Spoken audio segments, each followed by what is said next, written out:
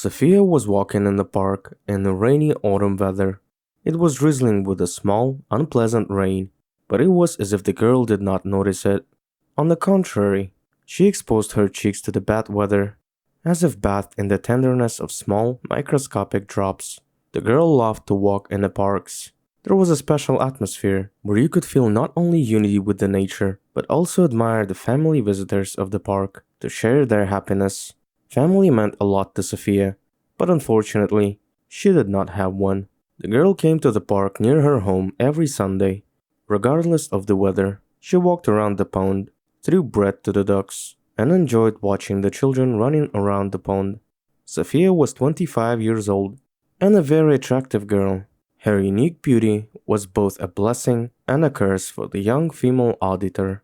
She was of average height, but her figure was simply stunning. The girl had gorgeous European features, huge blue eyes, small upturned nose, eyebrows, and neat, as if chiseled chin. Sophia had naturally thick and smooth hair to the middle of the back, and she never complained to her friends that something does not suit her. Nature had indeed rewarded her abundantly.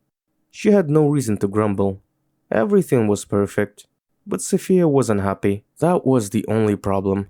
As a child, the girl did very well in school. She was an excellent student who did not sleep at night because of her good grades. She was born into a full family.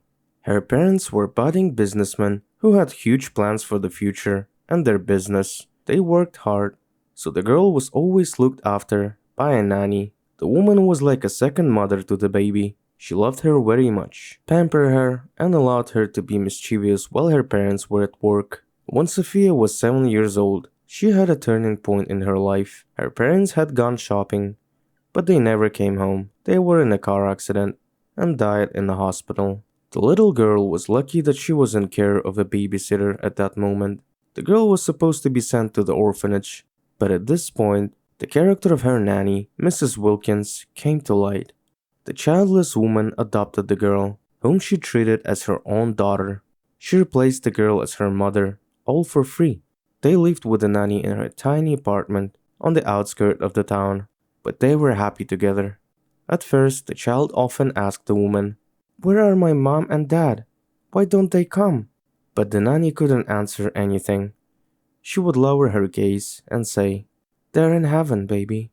Don't worry, they'll always look down on you and help you in difficult situations. Just know they are there for you." When Sophia grew up, the question arose as to where she should go to school. Mrs. Wilkins found out everything about the girl's parents, so she advised her to enter the same economic academy where her father had studied. Sophia clearly had good math skills and business acumen, so the woman decided to put yesterday's schoolgirl's energy where it belonged.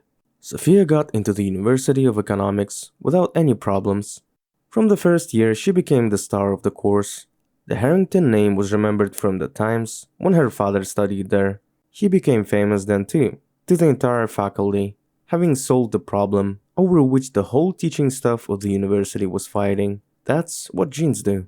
At first, Sophia was actively engaged in academic activities, studying, cramming, and trying to become the best student in the university, not just in course. But her plans were spoiled by a young man, the son of rich parents. He was used to getting everything out of life. Once, he met Sophia in the university corridor. The rich man decided that he had to get her immediately. He always got the best. Benjamin began to woo Sophia. The scope and degree of courtship were just off the scale. Flowers, gifts, beautiful gestures, and high-flown words. Any girl would have melted from such attention long ago, but not Sophia. She was trying in every way to get rid of Ben's obsessive attention. The girl was brought up by a nanny with strict manners, and the guy had not yet had time to get acquainted with Sophia, and already hinted in every possible way to the bed. But the girl kept him at a distance for a long time. Benjamin had been chasing the beauty for 2 months, and Sophia could not withstand the pressure. She gave in, but immediately warned Ben that she would agree to an intimate relationship only after the wedding. If his feelings are sincere, then he will wait. But the boy with a silver spoon didn't even think about getting married. The girl was his goal, and he liked to achieve his goals. Instead, Ben made a cunning plan of action. He invited Sophia to his country house. He said, "I want you to meet my parents. It's about time, isn't it? My father is always asking about you, and my mother wants to meet you. Sophia was very flattered. She didn't even think that there was a catch waiting for her. The girl was used to trusting people, and her lover's words confused her. She believed that everything would be exactly as Benjamin said. When Sophia arrived at the country house, nothing foretold the trouble. Until they crossed the threshold, the girl was happy and a little nervous. Every now and then, she was fixing her hair, shifting from foot to foot, and looking around, wondering when Ben's parents would come. A young man went to the kitchen and brought 2 glasses of wine. What was next, Sophia remembered it all a blur. The rascal slipped drugs into her glass, which made the girl a helpless creature, just watching what was happening. Ben's friends entered the room. They were talking and laughing, but Sophia could not hear them. Then they dishonored Sophia, mocked her, and threw her out of the car on the side of the road.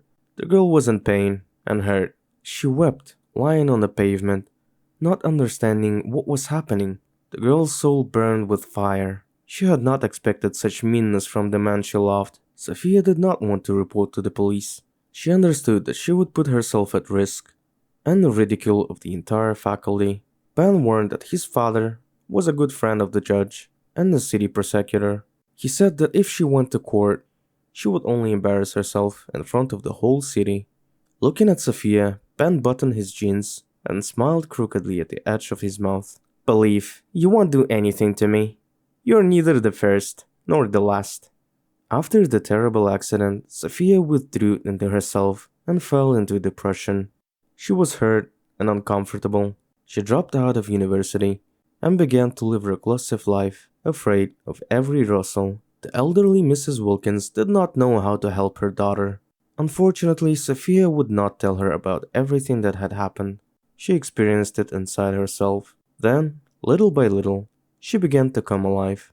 After a year, the girl began to go out a little bit. She picked up a little kitten near a garbage can. Sophia got the meaning of life. She began to nurse the fluffy cat, and soon it turned into a real beauty. Near the mall, Sophia met a street musician. She threw a chocolate candy into his hat, and he called out to her and offered to eat it together. The guy turned out to be an orphanage boy, not a tramp or a homeless one. The young man just liked to give street concerts. He played music as a hobby, and those who liked it threw him coins.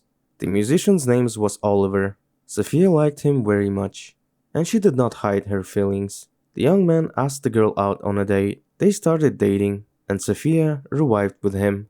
The guitarist was nothing like that rich student. He was affectionate and would never hurt her. Nani liked him too. The lovers enjoyed the candy bouquet period and were crazy about each other. One day, the young man went to the park for a walk. Suddenly, they saw a car stop nearby. The well-known guy, Benjamin, got out of the car. Together with his cronies, they threw a crying girl out of the car. Sophia realized that they were up to their old tricks. She rushed to the girl and helped her to her feet.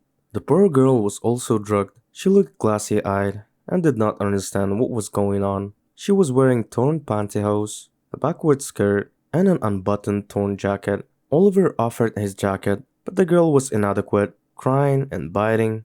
They had to call her a cab. Thankfully, she remembered her address and kept repeating it.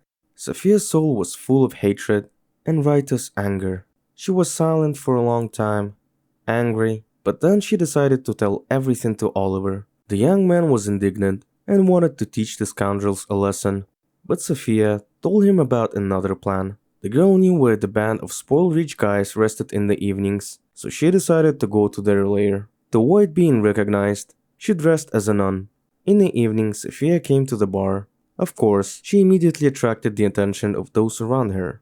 A nun in a bar? Everyone laughed at the novice, but this attention was only to Sophia's advantage. She did not care about her surroundings. Her goal was to attract the attention of the special drunken company. The girl approached the drunken trio and asked if they wanted some whiskey. The girl was smiling and showing her interest in every possible way. She put the whiskey she had with her on the table. The drunken young people didn't even recognize her. Because of the loud music, her voice was also unrecognizable. The guys were drunk, and it had been a long time since then.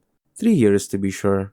Benjamin immediately began pouring the whiskey into glasses, praising it And the novice herself, that's what he liked, but he liked elite alcohol. And he didn't have to pay for it either. The rich man loved freebies. The moment all the guys drank 2 glasses of whiskey, Sophia took off her hood and said, "Well, did you bastards recognize me? Now listen carefully. The bottle contains a potent poison.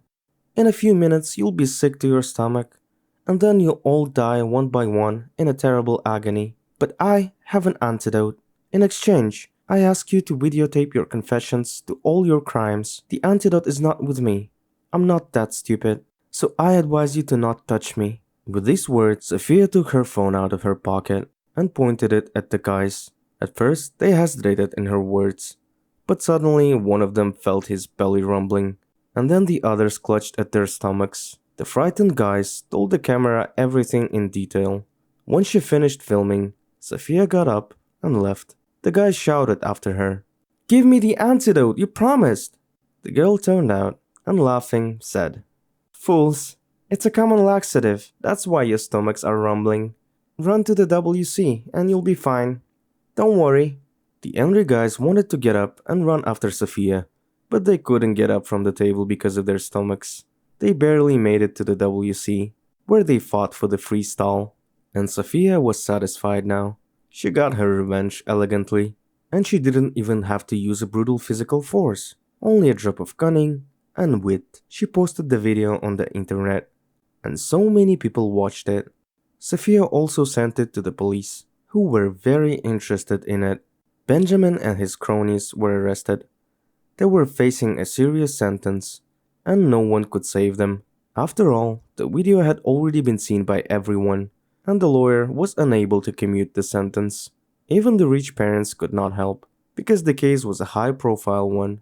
Sophia didn't expect it to work out so well. She appeared in court and told everything in detail. After the trial, Oliver was waiting for her at home, with a ring and a bouquet of flowers. He asked the girl to marry him, so he could always protect her from scoundrels. Sophia said yes. Only 5 months had passed since wedding, but the newlyweds surprised Mrs. Wilkins by telling her about Sophia's pregnancy. The elderly woman was beyond happy. After the due date, Sophia gave birth to a long-awaited baby girl, and she was named Diana. Oliver and Sophia were happy, and they thought about launching an anti-crisis center for victims of violence in the future. The couple made a business plan and used the compensation they received from the rapist to make it happen.